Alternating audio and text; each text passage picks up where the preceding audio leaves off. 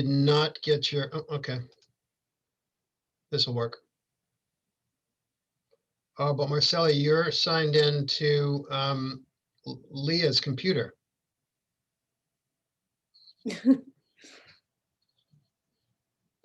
Yeah, you just must have signed into Leah's computer. That's weird.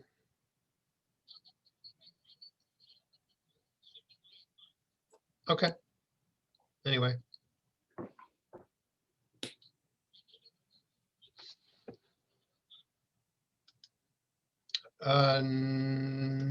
No. Oh, I see security. I see share screen. Yeah, we can do that. Okay. And then should I try to share my screen now?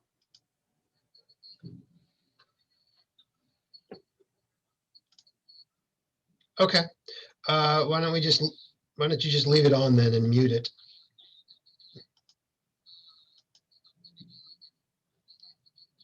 Okay. Right. Okay. Okay. Bye. Bye.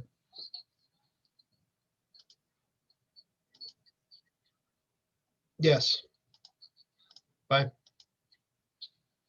So is it, it's recording now. Does that, should we, like, can you, if you stop the recording, will you not be able to record it later?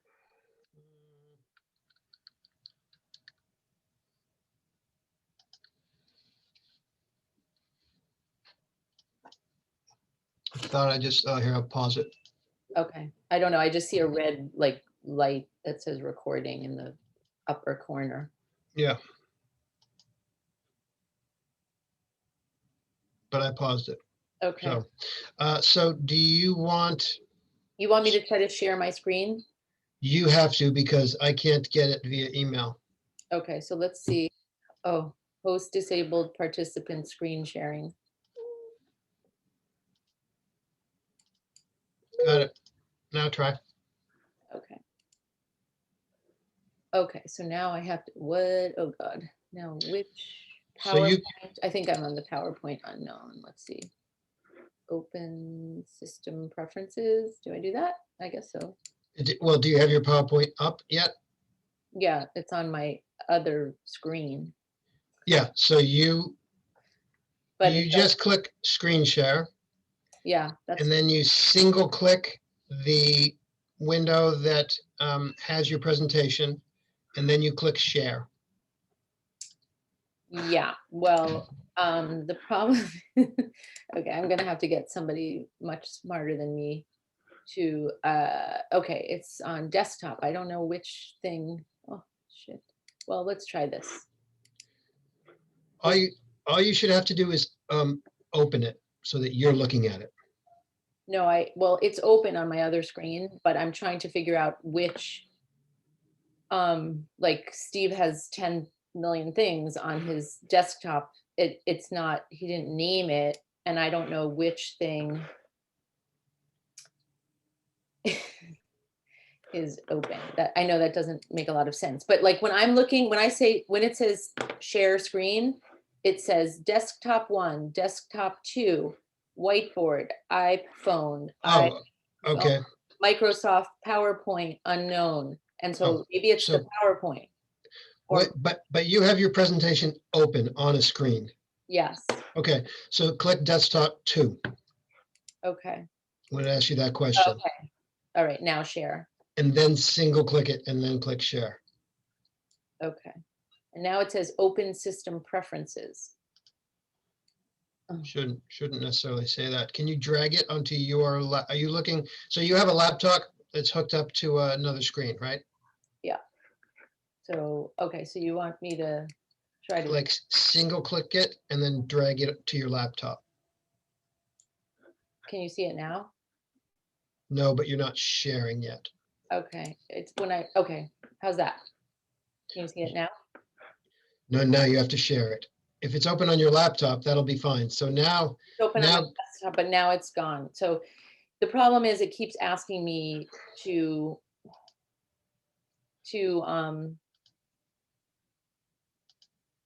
Let me just get one of my kids. I'm sorry. I knew that I knew that I No, was, we're all set. Listen, it's whatever. It's okay.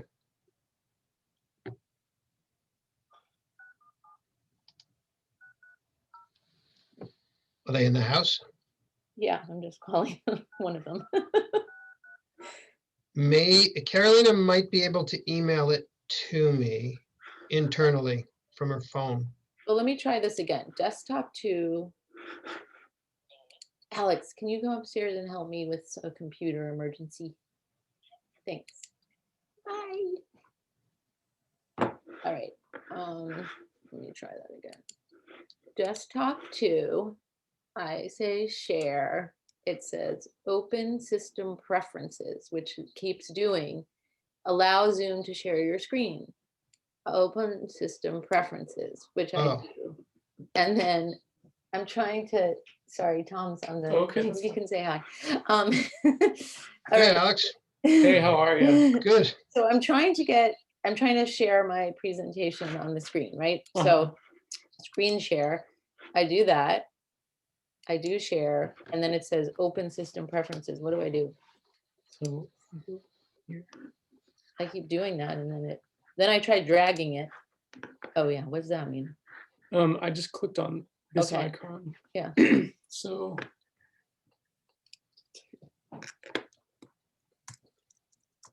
This is so pathetic because we both went to Brown. I know that you were in that computer science class that I slept through. I didn't ever take computer science, which is very obvious. I took one and my elevator's still going up because I use a comma instead of a semicolon. Oh, it says I have to quit Zoom and reopen it. Okay, quit and reopen. yeah. So, Adios. Okay, let me try that. Leave meeting.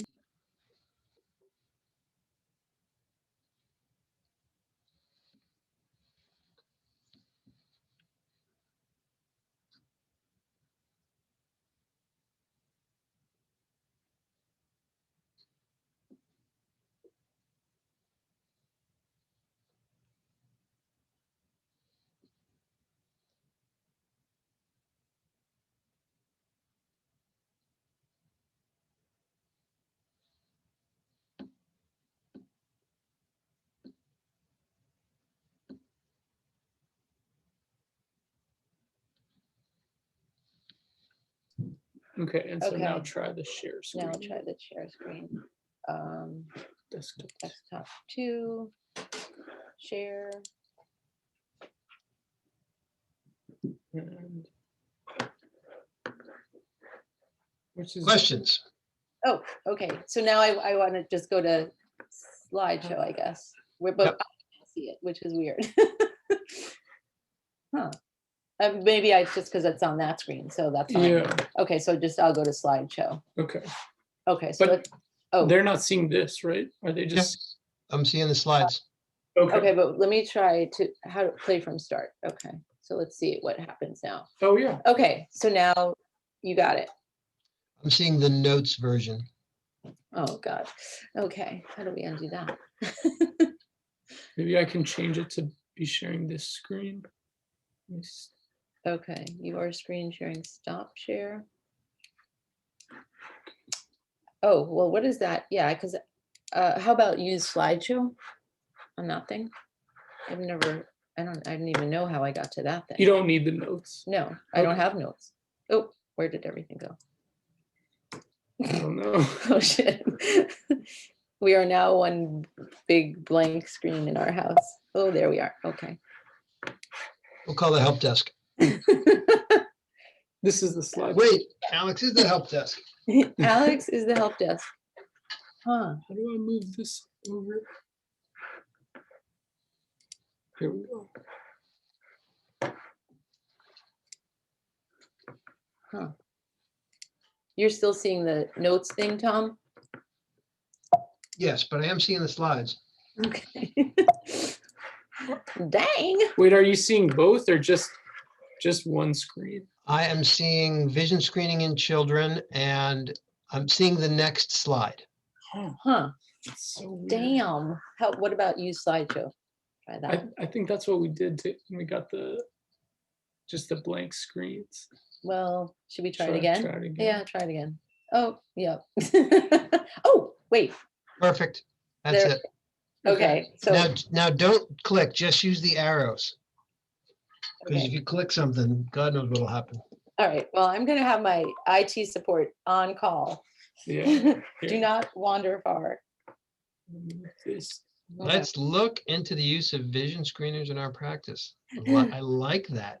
Okay. Well, you know, Let gotta me, be creative. I'll just. be Okay, I'll downstairs. call you if I need you. Yeah. No problem. Oh, Hi, my Alex. Bye. Oh, He got so big. all right. I know. How that Was it- happened. I haven't seen him since he's 4. I So know. So crazy. All right. So that's good. So we got, all right. So I and we have all of that recorded, which is nice. can you cut that out? Oh my God. All right. Well, is there like a limit on how long the recording can be? I don't think so. All right. Well, this isn't going to take the whole hour, so at all. So that's good. So, Recording paused. Okay. okay. So what happened? The site, there's no, like, they couldn't register people, or what happened today? Something like that. Okay, never mind. So we basically went to paper and downtime procedure. Yeah. And Marcella was able to remote directly into Leah's computer and use that to register folks. Wow. But now that it's snowing again, they canceled the afternoon Ah. Okay. because you don't want to really have a bunch of 91-year-olds walking down the street in Chelsea. No. I So mean, you were there yesterday, right? So how'd it Yeah. go? What did you think? yeah, I thought it was great. I mean, we saw like 45 people or something, so Yeah. it was definitely not busy. But I think the setup is great. It seems, I mean, the only thing I could imagine is if it does get busy, like the registration thing could be hard because there's 2 people and it's kind of squishy there, like if you Yeah. have a line or something. But the whole, like the room where you're doing it and then the waiting thing, and we did have somebody have she had a near syncopal episode. And so like I had walked her to the waiting room and it was kind of funny because she was like the caregiver for the 89-year-old had the appointment and she was the caregiver, and they're like, well, do you want to get your vaccine? And she's like, yeah. And so, I'm chit-chatting and blah blah blah. It's unclear, like everyone wrote that they had an anaphylactic reaction because like when they ask the questions out at the front, like they say, have you had any allergy to any medicines or something? And everyone always writes, at least I would say of the however many 12 patients, 8 of them said they had had anaphylactic reactions. So That's funny. That didn't happen the day I was there, but yeah, that's but that's I mean, unusual. so we just like, went through the question again, and I asked specifically, and did you ever have epinephrine, blah, blah, blah. And this lady was kind of a little all over the place. She didn't really know. She's like, no, I don't think I've ever had epinephrine, but sometimes my throat feels like it's closing. I'm like, okay. So anyway, long story short, she says, oh, when I was little, I had to get all these vaccines. It really scared me because they would just take me in a room and hold me down. And so anyway, so I give her the vaccine. I'm like, are you okay? She's, yeah, I'm good. I'm good. So we walk out to the waiting room and then I'm like, are you okay? She goes, I just feel a little dizzy. And so then she starts sweating and, she's like, looks like she's going to pass out. So we get her into the little room where they mix the vaccines and lay her down and put her feet up. And, and she's like, oh, my heart's beating so fast. And then she tells us like afterwards, after she had been lying there, because, we obviously watched her for a good 30 minutes. And then I was worried about her like wheeling the 89-year-old guy out and driving him home. But she's like, no, I'm fine. I'm fine. But anyway, during that like little interlude, I was in the room with her and Bridget and I were there. And she's like, yeah, at night, I have this monitor and my blood pressure keeps going up to 130 over 100 and my pulse gets fast to 130. And Bridget and I are like, oh, you should call your doctor. It was crazy. But but otherwise it was good. I mean, it seems like great, the place and the whole setup. Well, it's great to vaccinate the epicenter. You know what I mean? Because that is the epicenter, and that's half or 95% of what we should do, right? Yeah, It's a crappy place to vaccinate the population at large, yeah. you know? Yeah. I mean, I guess it just now you have to figure out a way to like get people there and get the word out. Cause I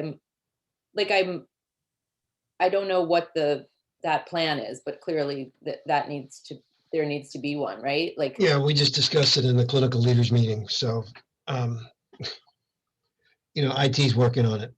yeah, Seriously, it was like like somebody who graduated from community college in Uzbekistan can call me every single day about my vehicle's extended warranty wearing off, and we can't just call 75-year-olds. right. Like, I'll do it. I mean, seriously. Yeah, well, there's like 4,000 of them or something, so just freaking call them, like keep calling them. Yeah. I mean, yeah, so I don't know, but I think I guess I was like surprised when maybe they just they did it on purpose, but in those articles in the Globe, there was no information about how to take Yeah. care of, how to reach anything. Just our pictures, like if you want to schedule, call this number. Yeah, Yeah, exactly. wouldn't that have been a genius thing? I don't know. I was like, wait a second, where's the information? Well, Steve Snyder is working with Laura to do it. Now, Oh, pretty soon we'll have other participants that will have to stop, but yes, yes, yeah. Anyway, but I thought it was overall really good. how was the Ed Navigator meeting? We already talked about this, right? Yeah, yeah, Okay. that was good. I thought it was good. I mean, I don't know, like, yeah, how I did refer somebody, and I'm gonna kind of look back to see how I know if anything happened. Mhm.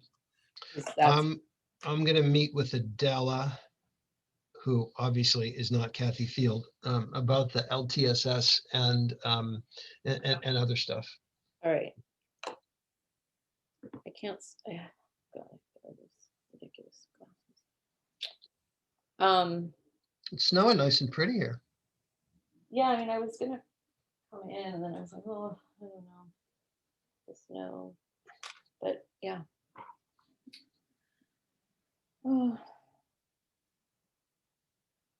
Oh, the only other thing that's like tricky, which I mean, is the whole like the end of the day, which I know, I mean, everybody knows that, but we like, Rebel.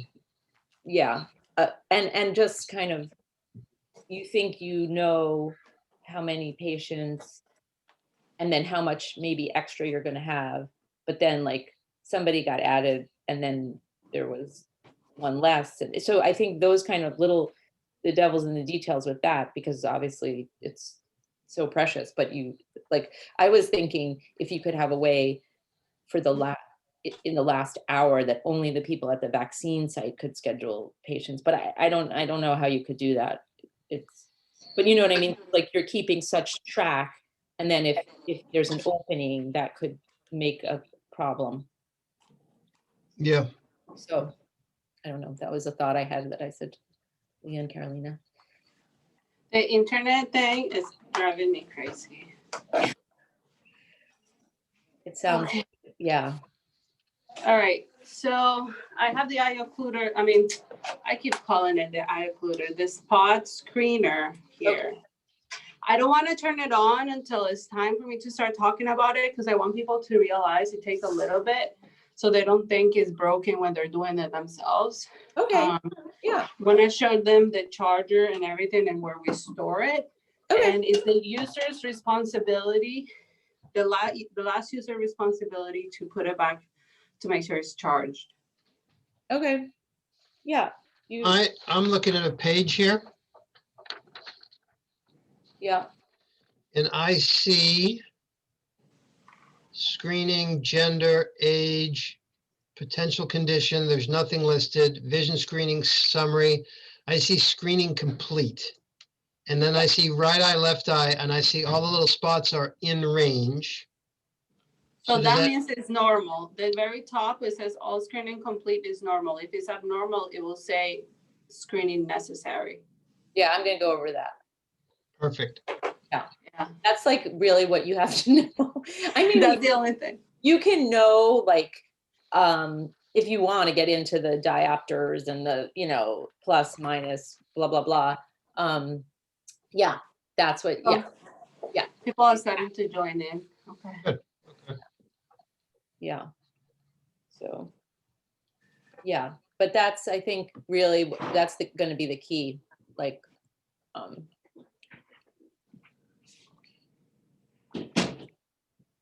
sorry, just closing. the door. How was your telehealth, Dr. Cheryl? Did you have internet? It was fine. Well, I only had a few patients, but the last one, Marcella had connected them to Doxy, and then by the time I got them, like I talked to them on the phone, and then when we tried to reconnect for me to see them, she couldn't get on the. There was, yeah, she said this. It said like server something. There was a problem, and then I had Marcella try to call her back to see if she could do it, like if it was on my end, but it was something with, I think, probably the internet. So I don't know what's going to happen. I have like a pretty full like schedule this afternoon with a bunch of physicals. So I don't know. We'll see what happens.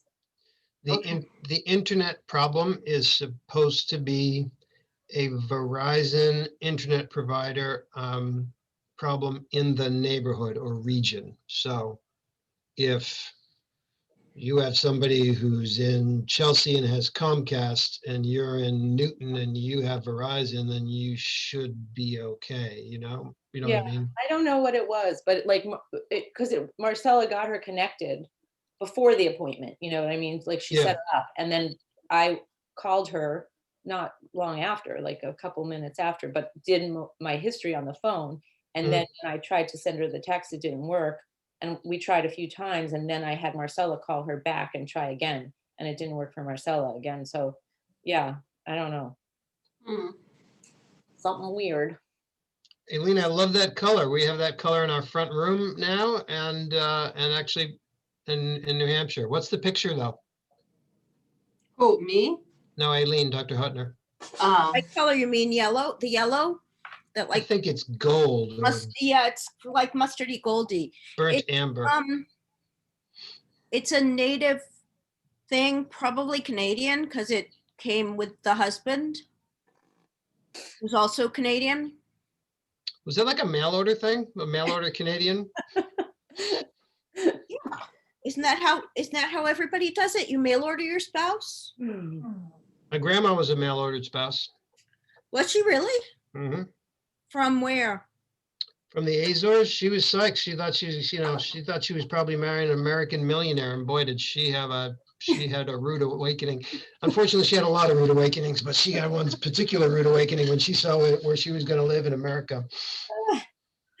Oh my God. Your paternal grandmother? Yes.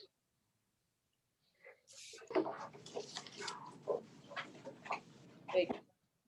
I just touched the mouse, Tom. I better not touch that thing.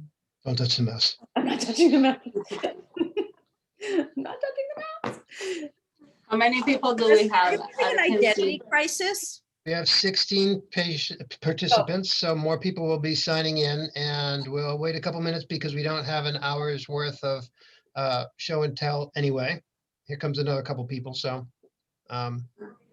I won't introduce Carolina and Dr. Sherrill. Dr. Sherrill is not Stephen Fabry.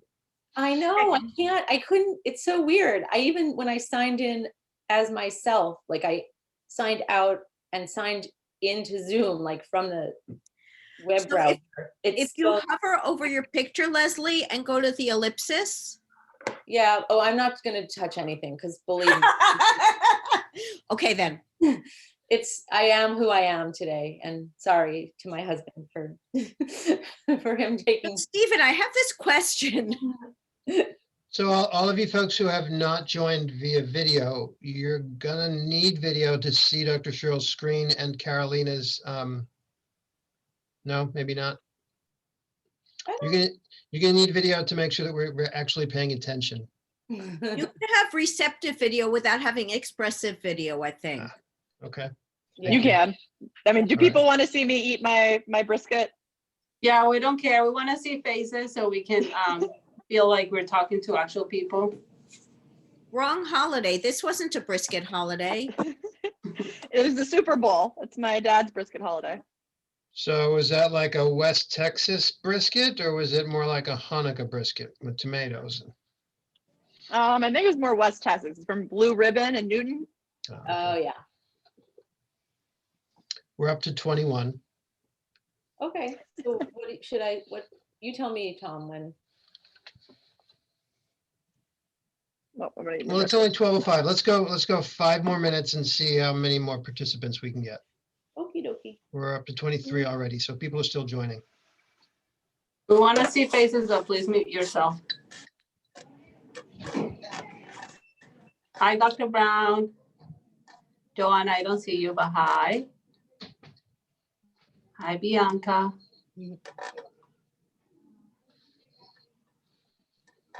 If you don't want people Hi, to see you Dr. eat, Dawn. you can just show the top of your head like that. Hi, Dr. Bradshaw.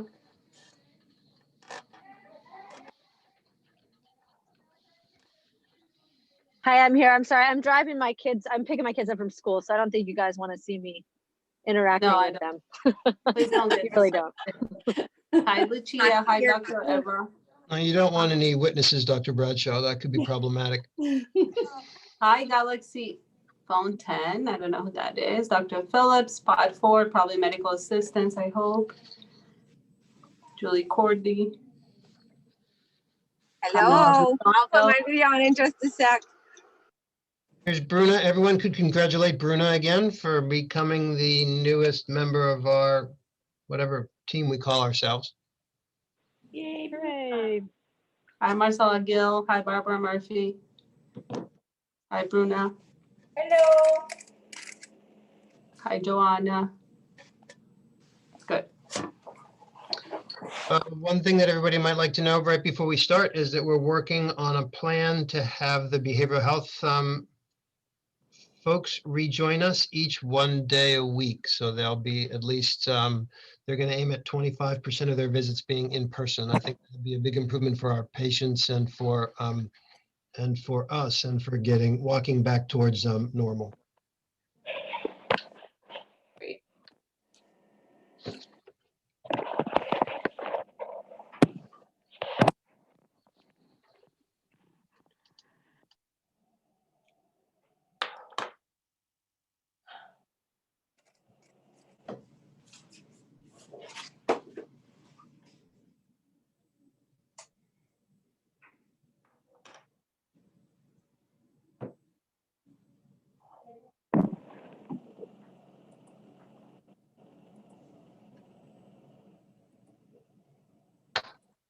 Good job, everybody, on the reach out and read thing.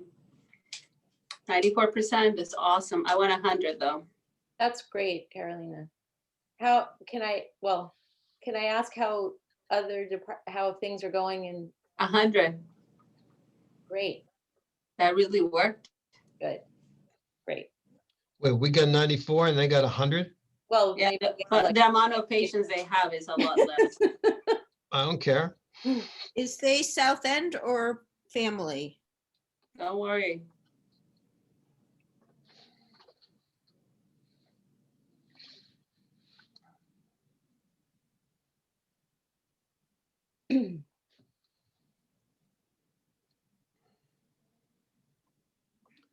We've been locked into 27 participants for the last 40 seconds. So why don't you guys go ahead and start? right.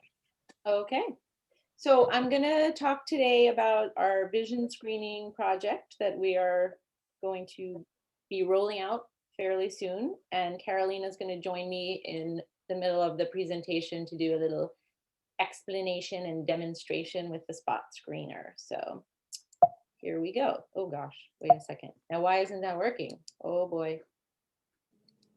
Okay, Tom. Now it's just like click and it's not advancing. You're on mute, Tom. And- Try your down arrow. Yep, tried that, Try the right arrow. tried that. Okay, you're gonna have to use the mouse then. So if you go down towards the lower left, there's an arrow there. Didn't you tell her not to touch the mouse? Okay, let's see. All right, there we go. Okay, a moment of panic. All right, so I have to say I have nothing to disclose. I have no financial whatever's. I have financial interests, but I have no financial gains. On the other hand, I'm making just buckets and buckets from this company. I think I was supposed to include a slide that said that. But so as everyone knows, we're going to be rolling out the use of our vision screeners in the department over the upcoming months. We're doing that to improve, most importantly, our vision screening in younger children, but this will also be tied to a QI project such that the physicians will be able to gain MOC Part 4 credits, again, much like the postpartum depression QI project we did, and nurses will be able to gain CNE credits. And I think nurse practitioners fall in the CNE part, but I don't want to misspeak, but you guys probably know better than me. Many or most of the medical assistants have already been trained in using the screener. And for those who haven't, Carolina will be doing that. We've been using the screeners occasionally in team 3 and 5 just to kind of test things out. But we'll be moving ahead in a more organized way coming soon. We're working on getting the order and diagnosis and result field sorted out with IT. So a little bit more work has to be done on that. And as everyone knows, we had a talk by Dr. Capone from our optometry department, from our eye clinic on December 3rd, and a talk by Dr. Ramsey on the 21st of January. Most people have sent me, like if they attended or reviewed the presentation. If you haven't and you want to, please do so and then email me because I'm keeping a attendance list, and that goes for today too. If you're attending this, or for those people who watch it later, please, please send me an email and I'll send an email about that. Okay, why isn't this working? There we go. So just some, Dr. Ramsey did a lot of review about vision disorders in children. This is from the website, which some people may have looked at in the past, Go Check Kids. They have actually an app that you can, I don't know what the right word is, but technology so that you can do vision screening on your iPhone or smartphone. We're not using that. We're going to be using the Welsh Allen Spot Screener, but just to review, nearly 3% of children in less than 18 years old are visually impaired or even blind. Amblyopia, often called the lazy eye, is found in about 2% of children between the ages of 6 months and 6 years, and the most common cause of vision loss in young children. Strabismus, or the misalignment of eyes, which can then lead to amblyopia, we see in about 2 to 4% of children under 6. And it's accepted that diagnosing vision problems earlier leads to better long-term outcomes. Refractive errors are actually the most common vision disorders in children. So myopia or nearsightedness, that you can read these numbers, but there's a pretty high percentage of myopia in children, and even more so of hyperopia or farsightedness in young children. And then astigmatism, which is refers to the shape of the eye, can be found in about 15 to 28% of children between the ages of 5 and 17 years of age. We all know that we do screening of young children from birth, from the first time we see a baby. We visually inspect the child's eyes. We look at their red reflex. We look at the size of the eye, which is important. And I think Dr. Ramsey referred to that. Just, if you have one eye that looks larger than the other, things to think about, like glaucoma is a really important thing. We look at the movement of eyes and pupillary size, and then the presence or absence of ptosis. And now we know that vision screeners are available to be used in the primary care setting. They can be used at ages as young as 6 months of age, depending upon the device type. And if they are used, it is still recommended that we use them in children, young children, but once they become old enough to do perform a vision test, like using the Leia symbols or the HOTV symbols, that we should then start using those vision tests. But we can also, I think another thing that people are excited about, and I feel like we have a lot of patients who can benefit from this, is that we can use vision screeners in older children who may not be able to easily perform one of these vision tests. So kids who have developmental challenges or children who are nonverbal. So we, as we roll this out, even if we have a child who's over the age of what we're doing for our young children screening, we can use the vision screener on those children. So for our project, what we're planning to do is start screening children at their well child visits, at the 1-year visit, the 2-year visit, the 3-year visit, and the 4-year visit using the Welsh Allen Spot Screener. So we're gonna try to do it, 12 months, 24 months, 3 years, 4 years at those visits. Before we really start rolling this out, we are gonna ask providers to review 10 charts each, and I'm gonna send around a review sheet. I didn't wanna do it until we had this talk because I thought it might be a little confusing.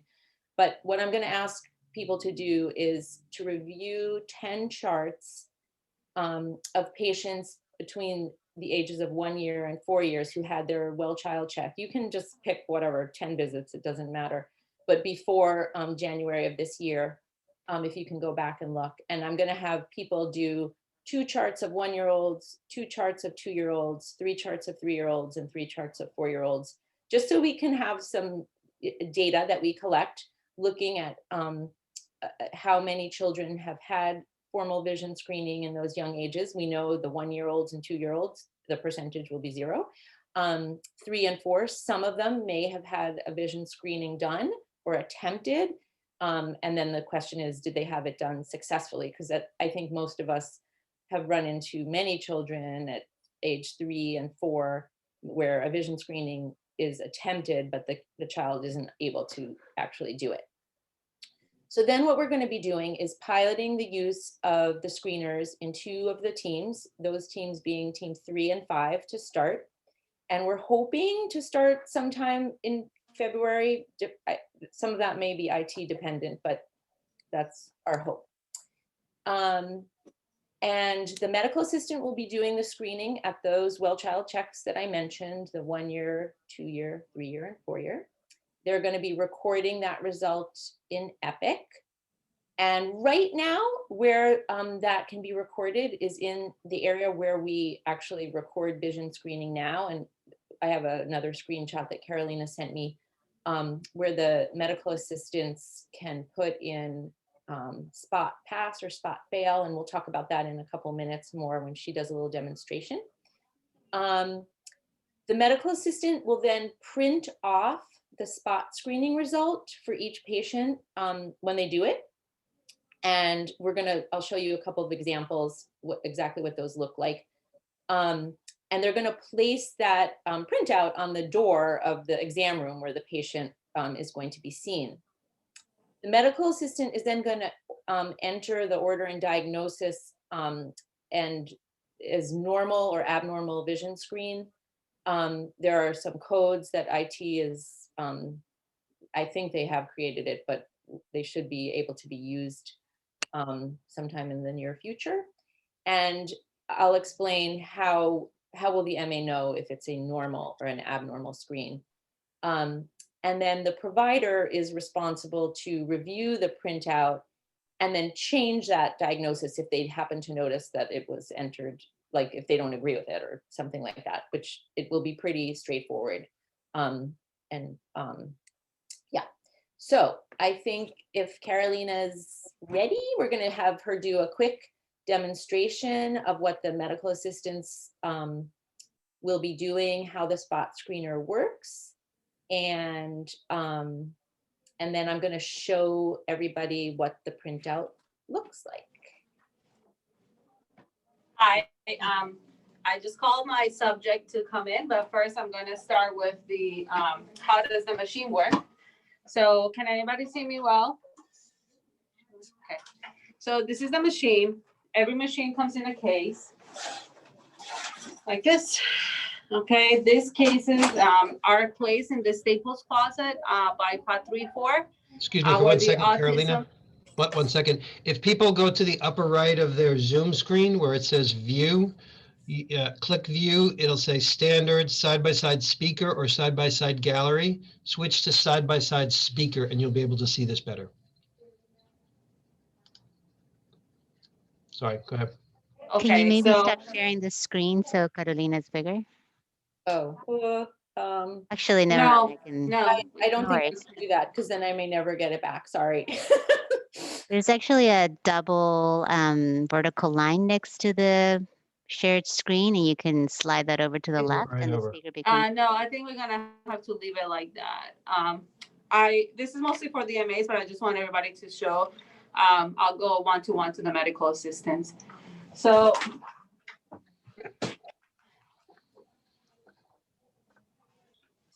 your machine are in the Staples closet between Pod 3 and 4. It takes a little bit to turn on, so I wanted to tell everybody the button is right here, and I have it plugged in. Is the user's responsibility, medical assistant's responsibility, the last person that uses the machine is charged. So this machine is really expensive. Treat it with care. Do not drop it. Always put your hand in this thing and in the strap and make sure you have it charging. Once you put it back, that is completely charged. So the next person is able to use it without a problem. You turn it on by pressing this button and it takes a little bit. So if you see the screen, actually, yeah, see it says Walter Lion and it's gonna take a little bit. So.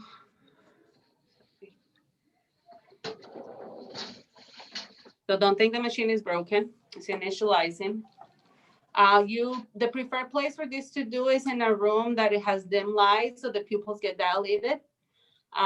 Obviously, if a room is available during the room the patient is going to, if the triage room where the medical assistant is doing the vital signs is available, do it.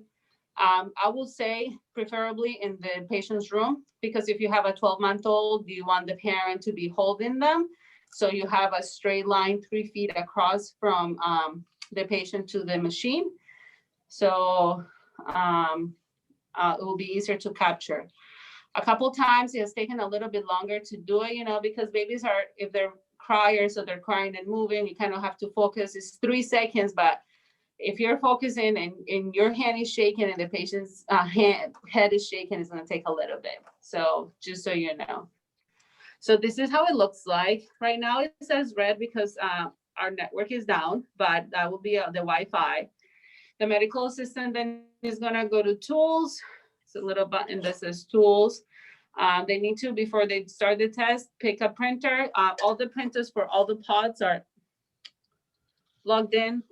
Trust me when I say that, they're there, although you cannot see it, are already in there. So they just have to pick the default printer. So if you're working in Pod 3, you'll pick the Pod 3-4 printer. If you're working in Pod 5, you'll pick the Pod 5 printer.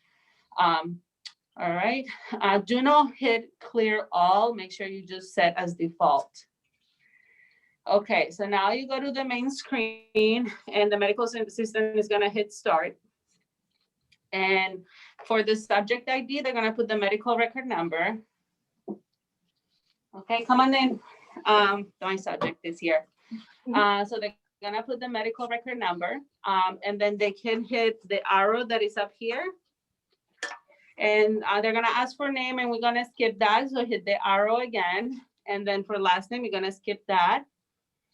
It's very important that when you put it in the medical record and the date of birth is correct. So double check before you hit enter, okay? It's extremely important.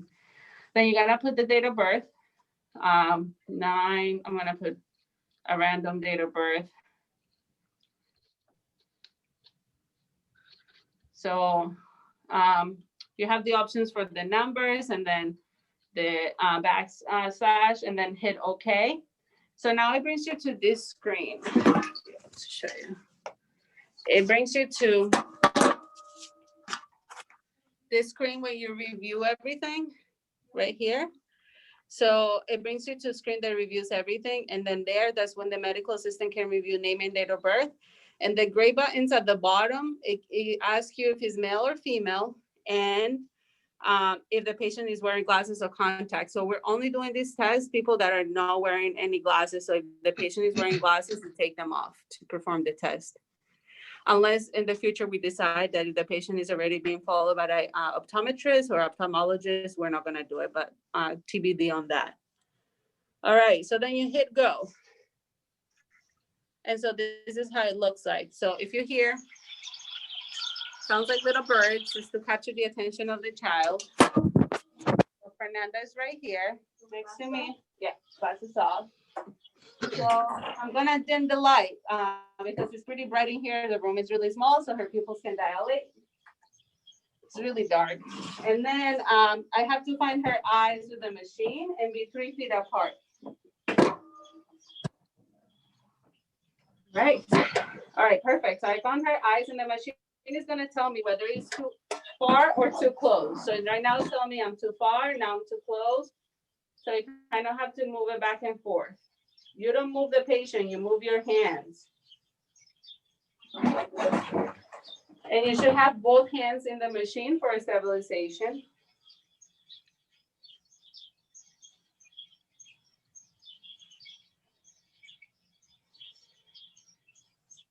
All right, so it timed out because I took too long to find her pupil.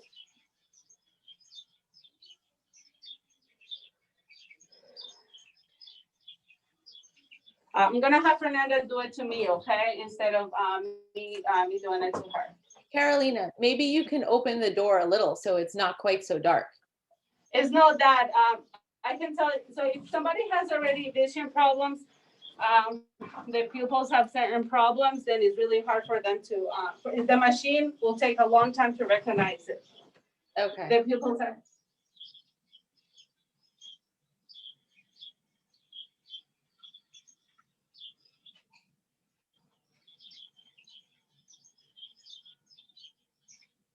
There we go. Okay, so it's done. Okay.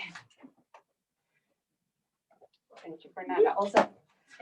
Yeah. Okay. All right. So this is how it looks like. So right in there is, you see the blue banner, that means it's normal. If it's abnormal, it will be red. Then the medical assistant will choose the printer and hit print and then send it. And then they'll grab that paper and give it to the provider. Okay. And then you'll be entering the results, so then we can go to the next slide, so we can talk about that. Yeah, so this is, it's a little bit hard to see because I kind of cut and paste something, but right now, this is the, this is where normally the medical assistants enter, vision results. Under the rooming tab. Right, where, we go look for what the results are normally. And so if somebody, they're going to be entering in this area, can you see I don't know, can you see me moving my mouse? Okay.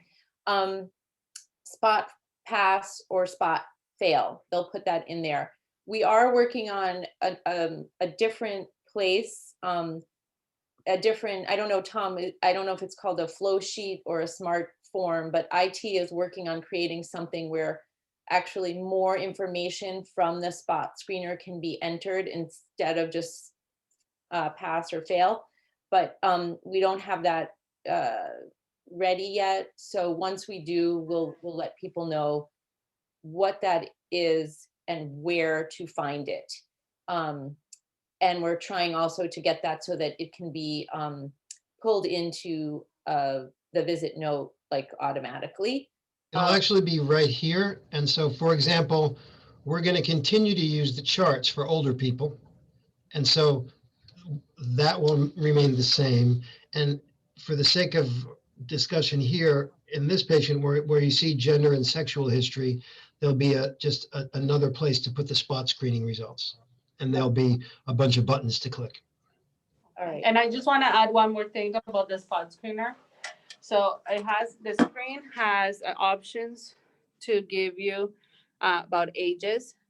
Please, medical assistants, ignore that. That doesn't exist to us. We have to do start. Okay. So then this is, oh, wait a second, let me go back. So this is kind of what you, when you see the screening that's going to be put on the door, this is what one of a paper is going to look like. And if you can see in the upper right-hand corner, I have highlighted in red, this says, I can't see it right now, but Complete eye exam recommended. yeah, complete eye exam recommended. And that means it's abnormal, okay? So that upper right-hand corner is gonna be your critical area to look. Like this vision screening is pretty abnormal, it's mine. So it, and it is very accurate actually, because I went and I looked at my last prescription from the eye doctor and yeah, actually I think my eyes have gotten a little worse and this reflects that. So, and then this is a screening of something that's normal and it just says in the right upper hand corner, screening complete. Okay, so that is like that is what you really need to hone in on when you're looking at these and deciding what do I need to do. If you have a patient where you think like, oh no, I think that's wrong or something of that nature, you certainly can ask the medical assistant to repeat it, but generally speaking, these are really quite accurate. But if you have a question or something, it doesn't take very long and that could be done. But so this is what the printouts, every patient who has one, you'll get that printout on the door of the room where they are. And then if the patient failed the screen or if it's abnormal, then what we'll be doing is referring the patient to see an eye care specialist, whether it's our own eye clinic or optometry at BMC or ophthalmology, depending on what you think is necessary. Tom and I were talking about the fact that when we send, I'm going to be tracking at referrals to for patients who have abnormal screening. And I know that right now when we refer our patients to our own eye clinic, we don't have to put in a referral. So I have to think a little bit about that. But sort of right now, we're not really referring patients to our eye clinic because they're really not seeing new patients, at least, I mean, unless it's like an emergency. So I've been referring elsewhere. I don't know if other people have been doing the same. If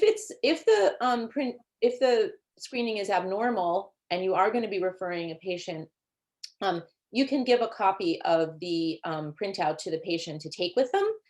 You don't have to, but it can be helpful, I think, for the place where they're going, just to sort of have, see what their screening was.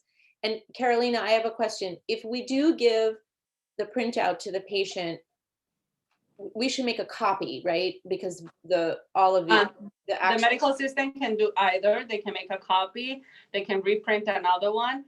But if the medical assistant has trouble like reprinter or actually finding the results, then they can just make a copy. It will be easier. Okay, because at the end of the day or whatever, all of the actual printouts are going to go to be scanned. Yeah. So then, and then at the end of the week, Carolina or her designee is going to print off all of the spot screens like in a list, just so that I'll have that something to match up. Although I am getting I'll go into it, but a reporting workbench report so that I'm going to be able to track some of this stuff. So every 2 weeks, I'm then going to be looking at a percentage, not every chart of every child, but of children who've had their well child checks at 1, 2, 3, and 4 in the pilot team, which is teams 3 and 5. And I'll be looking to see who had the spot screen done. Our goal is that everyone who's in those age groups will have had a spot screen done, but obviously that's going to take some ramping up, and I'll be looking at that over time, just like when we did the postpartum depression screening. It took a little time for people to get used to it and for it to be done. And then I'll be using a reporting workbench report that looks at kids who've had well child checks, and hopefully the order for the spot screening will be added onto that, and look at how many were done and how many were abnormal and the referrals placed. And I'll be keeping track of that data. And then during the project, basically we'll have several meetings to sort of discuss where we are, what how we're doing with the screening, how we're doing with referrals. And then our goal, and you'll see that in a few slides, is just by the end of sort of the study period, that we'll have at least 70% of the kids in this age group having those spot screenings done. I mean, I would like it to be even higher, but we're trying to have a percentage that's like attainable in a 6 to 8 month period. So during the project, we'll have a variety of meetings to discuss the project and vision screening in general. As I mentioned already, and as everybody knows, we already had one lecture by Dr. Capone, one by Dr. Ramsey, this teaching session today. And then we're going to do the preliminary chart review of patients. Everyone's going to do the 10 charts. Providers, I don't think, I won't ask the nurses to do that, but unless anybody wants to. And then throughout the project, we'll meet periodically to discuss the data. And then I would like to do another 1 or 2 chart reviews during the midst of the project, so that we can all participate in doing that again, looking at kids 1, 2, 3, and 4 years of age to see who has now had a spot screening and what the outcomes of those were. Once we kind of iron out the kinks of the project, then we'll be spreading out the use of the screeners to the other teams. We want to obviously have everybody have their patients be able to have the screening done, but we just have to start in a smaller group to get sort of some of the wrinkles ironed out. And then after 6 to 8 months, we'll summarize all the data. And then, as mentioned, the physicians will be able to gain MOC Part 4 credit and nurses CNE credit. I did send out some articles in email about use of vision screeners. If anybody didn't get that or lost it or whatever, just let me know and I can send it again. But I think they were helpful and interesting. And I think the one interesting thing, I mean, I was sort of thinking like, oh, we'll do this and we'll have more referrals because we'll find more abnormalities. But then in rethinking it and reading some of these articles, actually a lot of times, as you guys probably know, like we get an abnormal screen, but it's because it's a 4-year-old who really didn't understand the test or couldn't do it very well. So we'll probably be able to reduce unnecessary referrals for a lot of patients when it was just a inability to perform the test as opposed to a true abnormality. So I think that's good because it can help, kind of unclog a system for referrals that aren't necessarily needed. This is just the form I'll be sending to people. It'll look kind of like this, just for the chart reviews. Again, it'll ask for 10 chart reviews to start out with for kids before January, just to look at who has had a screening done and if it was successful. And so I'll send that out in email to people in the next few days. And then these are just some slides from the BMC, the QI Hub. So that's the group that has worked with us on a bunch of projects. People probably remember the HPV study. I think it was, I don't know if we did long ago, ADHD, and then the postpartum depression screening study, that project that we did. They are the people who've helped me with that and this, and will be allowing us to get credit for the project. And so this just kind of goes through what I talked about, but the people who I think we're starting off in pediatrics, but they aim to sort of span out into family medicine as well. Dr. Cheryl? Yes. Change that to 2021, don't you think? Oh yeah, thank you. Yeah, Welcome. it's all, we finished already. Yeah, thank you. Actually, they made that slide and I should have caught that, so thanks. And so just for credit, it's actually quite a lot of credits that you can gain from this. So I do want to make the project, I want us to meet periodically so that it feels like a real project. We can also gain risk management credits, so that's good. And then for the MOC Part 4, when this ends, it will be 25 Part 4 points, which I think with the, I mean, I guess it depends where you are on your cycle, but you know, the American Board of Pediatrics gave us all, I think, some number of credits from COVID. So this should take most people, I hope, through Yeah. your cycle, which will be really good.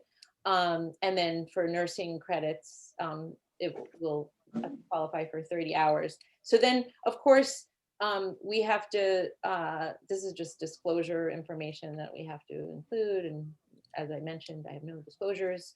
The group of us who have been working on things, me and Lucia, Carolina, Tom, and then this person is from BMC. They have to have somebody related to nursing for the credits. And then Emily Jansen is the person who's really been helping me with this. And then in terms of credits, that's going to come at the end of the project. I don't know if people remember, but for those people who participated in the postpartum depression study, we had to fill out like a survey, and then much like when you claim credits for whatever the asthma talk that we had a couple weeks ago, or the vision talk that we had a couple weeks ago, it's through the BU CME website. But that I'll get more information for people once that becomes relevant, but that won't be for several months. So that is one thing. Like if your MOC Part 4 credit is coming up like in 2 months, this won't do it. But if in the next, I think let's say 8 months, it will. And yeah, these are all the slides from BU that they asked me to show. So, and we'll send it around. But we will have some additional meetings to go over data, to do additional chart reviews. And then obviously I would like people to send me, you know, oh, this is working, this is bad, this is good. I'm not understanding this. You know, that's the only way we're gonna improve what we're doing, because I'm sure we're gonna roll this out, and like anything, you do something and you have to refine it. So that's part of the whole, you know, PDSA plan, do, study act. Yeah. So that is what I've got. I don't know if people have questions, comments. And yeah, for those of you who joined, I am actually Leslie Sherrill. That's my husband's name. So I am me. And yeah. Thank you so much, Leslie. Looks awesome. I'm just wondering, for the providers who work in the ILI clinic, we probably can't really participate in this project, right? I think you can really. I mean, I guess we could help Yeah, you I mean, review I charts. think you can review charts, you can come do I mean, the fact is that I'm going to be doing most of the data review and then review it with people. You know, you see patients who could have vision abnormalities or who could be affected by them. And so I think yes, I think you can participate, as long as you participate in the things like the lectures and the chart reviews. And we can have you do chart reviews of, you know, like anybody's patient. It's just more to gather the data, look through the charts, then in the future be looking at the vision screening results. So I think it's 100% legitimate to participate.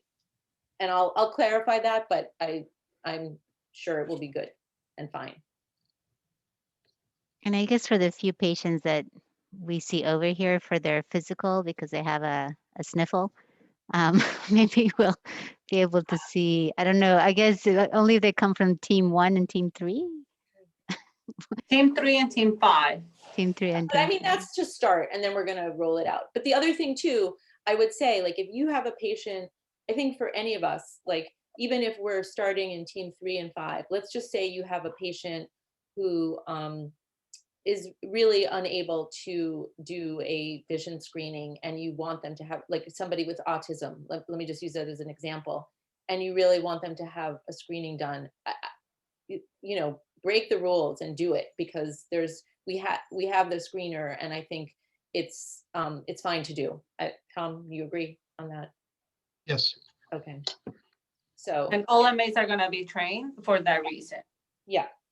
So, And also we'll take be able to roll it out, you know, quickly.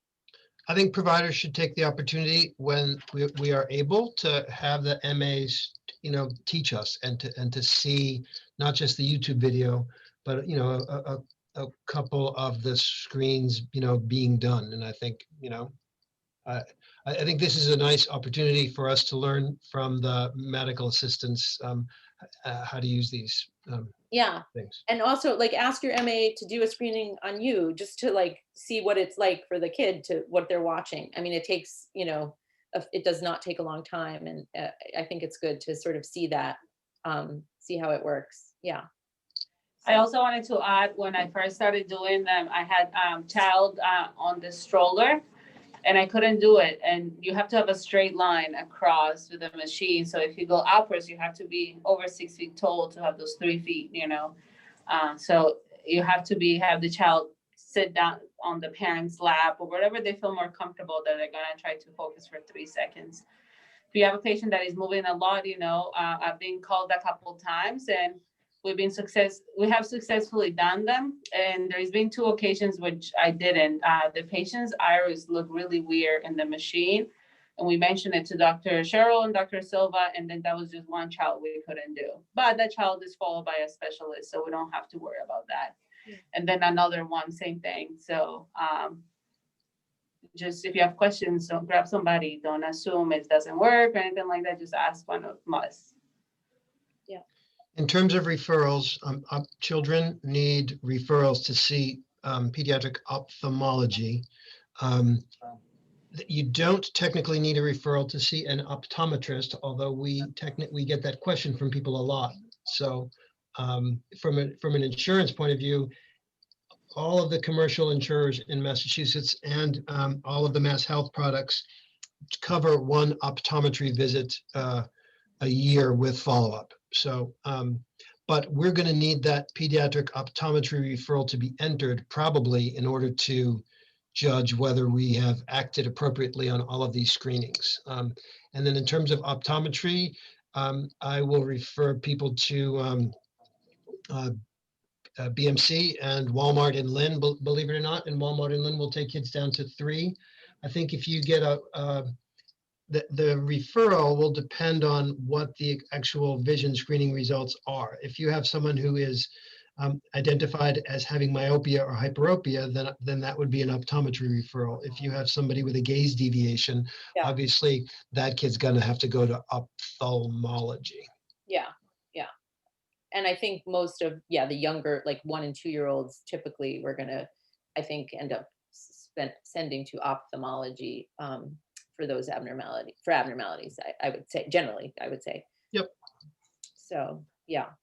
So for the kids that we're putting in an optometry referral, even though they don't need a referral, will the referrals department know not to really act on those? I mean, will there be some connection through there to not like screw up referrals per se?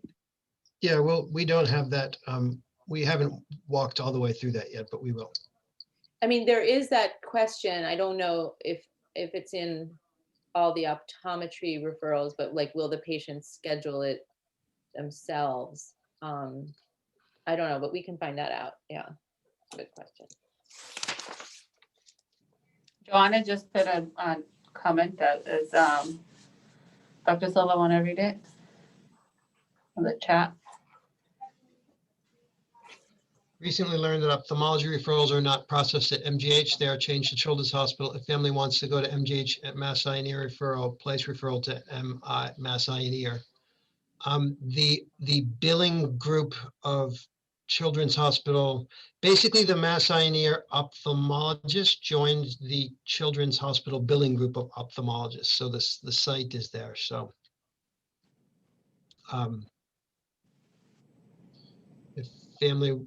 if family wants to go to Mass Eye and Ear Infirmary, place referral to Mass Eye and Ear. That's true. It was Dorothy. Hi, Dorothy. If somebody wants to go to MGH, place it to Mass Eye and Ear. Yep. Every once in a while, there's somebody who can't do that because I think I've seen it less now, but there are certain insurances that won't let people go to Children's for anything, so that they can't do the Mass Eye Optho group because they're considered children's. Yeah, when those situations come up, just give us a scream. I did the test this morning just to see what it would result and whether I would pass. And it said that I passed and didn't need a referral, but I do actually have glasses just for distance and really, really minor prescription of like 0.5. So if someone says they have, distance blurriness, even though they pass, they still may, have a mild amount that it could benefit from glasses if they're in the back of the classroom. Yep, it's not a vision test, it's a vision screening. So Any questions or any medical assistance? A great time for me to answer.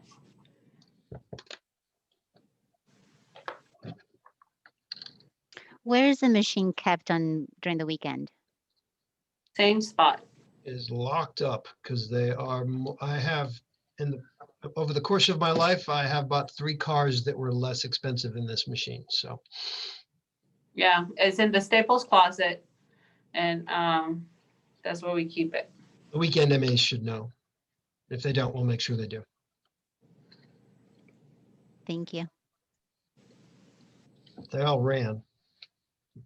I mean, the cars. Okay, well, thanks, everybody, for, Right? alrighty. All right,